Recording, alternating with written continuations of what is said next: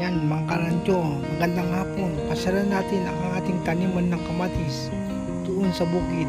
Tara, tingnan natin kung anong mga ginagawa nila ate at kuya.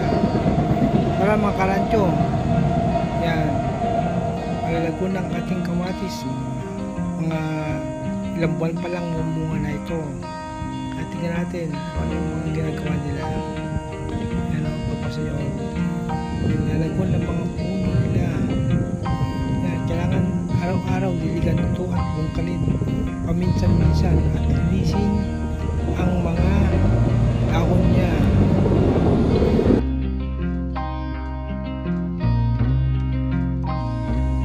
At yung kamatis, maya-maya lang lagyan natin ito ng balag para hindi siya matumba pag malakas na hangin. Yan, ganda no. So narinig ko lang yan at may pipilisin na tayo ng ani ng kamatis na malusog.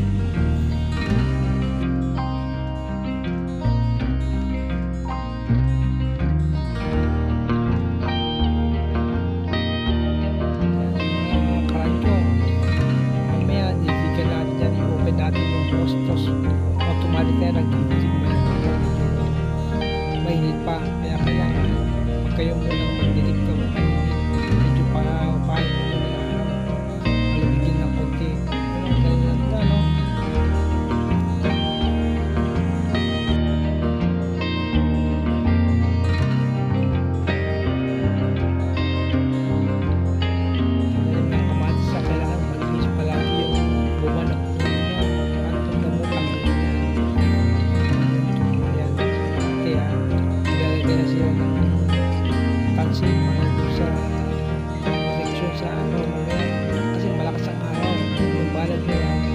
tali lang yan.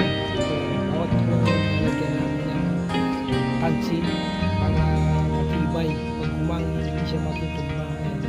Ito nyo, pansin lang yan yung lubid na bibili dyan sa palengke. Ayan. So, tali mo, tapos nilagay mo doon.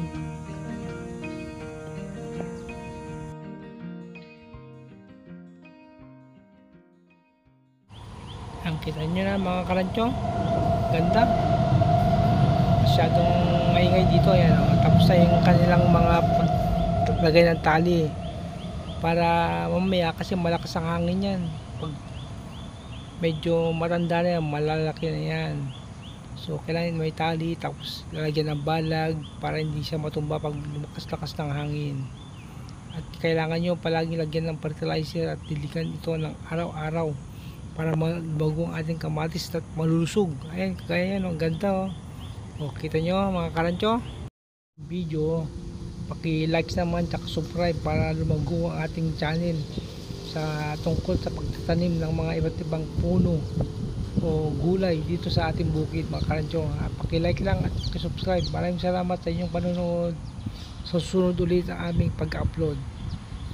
Tignan natin kung kailan mamumunga yan. Paki-like, subscribe naman dyan. Baka naman konting subscribe naman dyan. Maraming salamat.